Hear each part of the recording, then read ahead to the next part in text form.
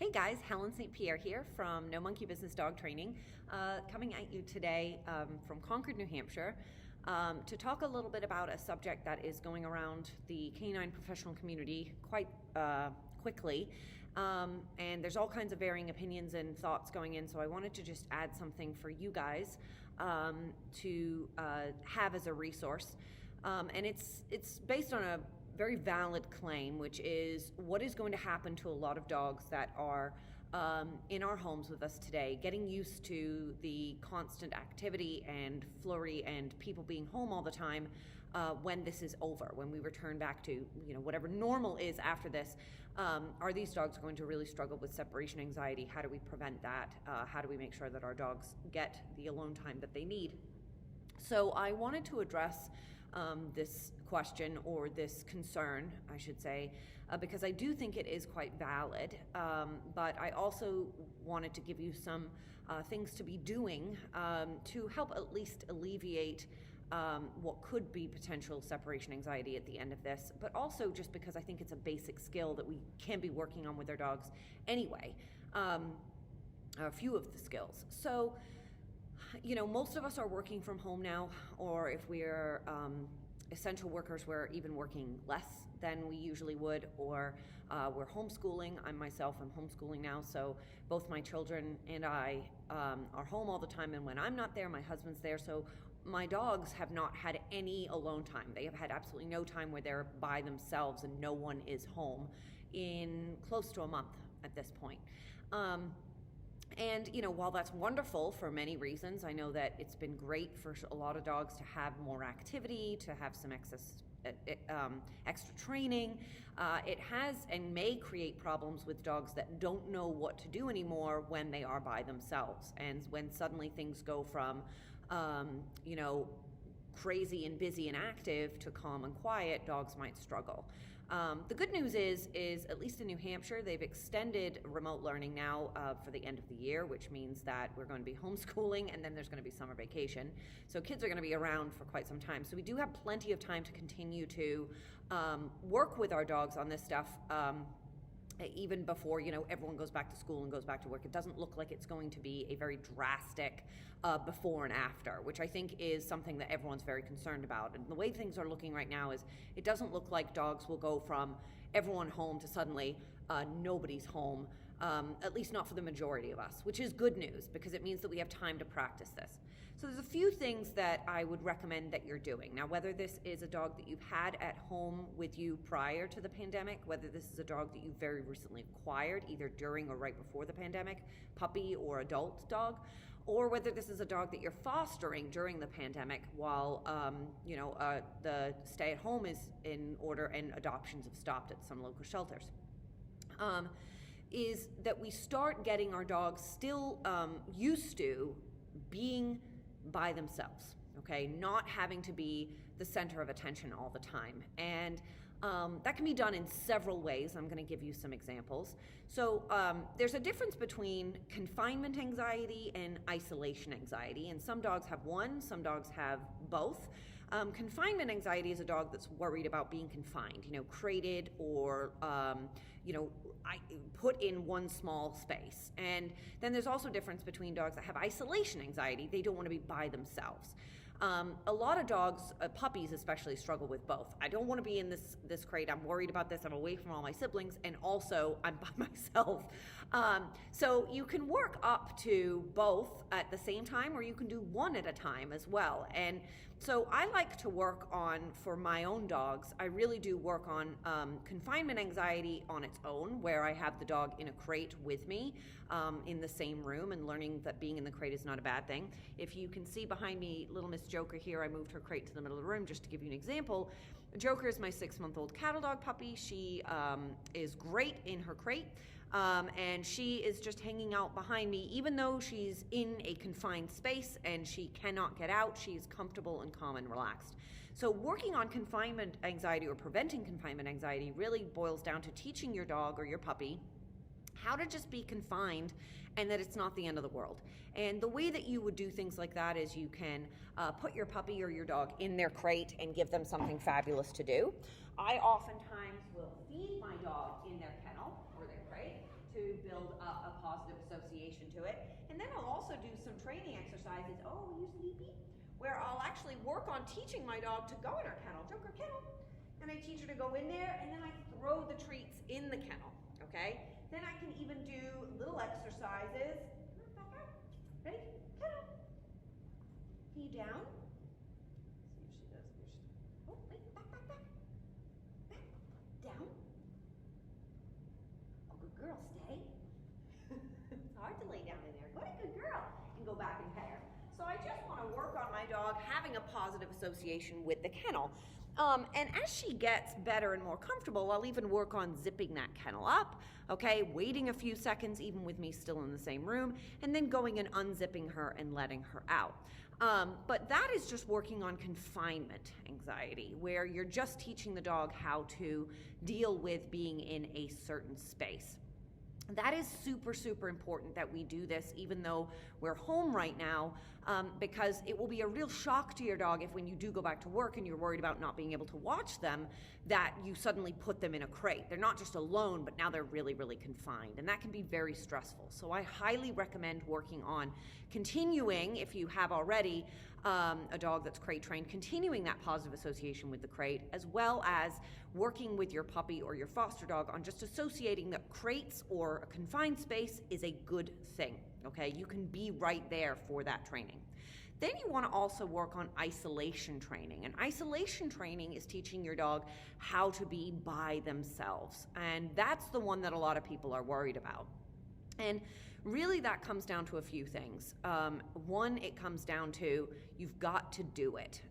And two, it comes down to making sure that your dog's needs are all met prior to doing this. So you're not going to be worried about, does he need to go out? Does he need to eat? Does he need to play? I haven't done any of these things. And it really can be difficult for many people to do this, but it's very, very important that our dogs learn how to do that. So once I've worked on some confinement work with my dog and I have a positive association with the crate, I'm then going to start working on teaching my dog to be in that crate even if I'm not in the room. And that may be that I put my puppy in the crate, I go into another room, and I sit and I read 2 pages of an article, okay, quietly, and then I get up and I go back and I let the puppy out of the crate. Now, when I do that the first few times, I can provide my puppy with something fabulous to do or chew on, and then as soon as I go back in to the space and I let my dog out of the crate, the really yummy stuff goes. Now, by taking that yummy stuff away, as soon as my dog comes out of the crate, I'm helping them, and is with me, I'm helping them associate that being by themselves equals party time, okay? I'm a huge fan of peanut butter in the Kongs. For puppies at first, you can just use their kibble, a little bit of peanut butter, and you don't have to freeze it. As your dog gets better and more astute at getting the food toys or the food out of the toy, you can gradually make it harder, freeze the peanut butter. There's all kinds of Kong recipes out there, guys. You know that I'm a huge proponent of those. So, look at some of my past posts or ask about some stuffing recipes, and I'm more than happy to give you those. But then it does come down to, you've got to put your puppy or your dog in that crate or that space, and you have to leave for a little bit. Now, a lot of us don't really have many places to go. We go to the store and that's it. So some ideas for ways to do this would be to have your dog spend time in a crate or a room on the opposite side of the house, okay? And that can be, if you have a downstairs, they can be upstairs. Or if you have a downstairs, then they can go in the basement area and you can go upstairs. Wherever it is, so that they don't think that you are right there with them. Then the next step to that is, if you can, go on a walk. Go for a 20-30 minute walk without your dog. I know it's tempting. All of us want to be taking our dogs out all the time, and that's wonderful, but it's also really important that they work on learning that we are going to leave the house sometimes and not always take us with them. And that's really, really going to help alleviate some of that panic when we do start going back to our normal lives. Go to the grocery store, and if you go to the grocery store, before you go into the grocery store, sit and read an article. okay? Take an extra 30 minutes before you go to the store, get your then groceries, and then go home, but you can stretch time a little bit longer. We want to build up to our dogs being able to be alone for longer periods of time. It's not going to help if our dogs get used to, oh, she's just leaving for like 15 minutes or even 2 minutes because she's going to get the mail, but then she's going to come right back. If we don't do that, then the days that we do go back and there are longer stretches of time, our dogs may very much struggle. So stretch out the time as much as you possibly can. And you really should be doing this every single day.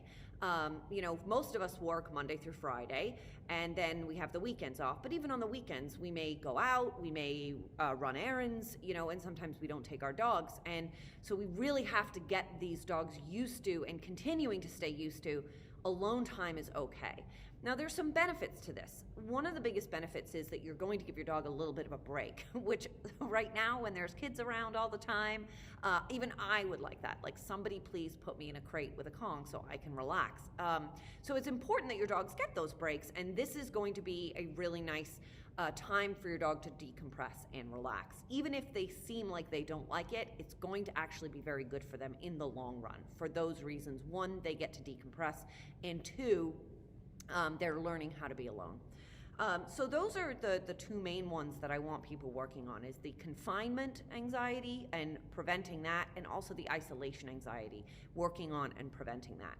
Your dog may cry, guys. It is not easy when you first start doing this with a puppy or a dog to listen to them cry. And we obviously want to help our dogs. We want them to feel better.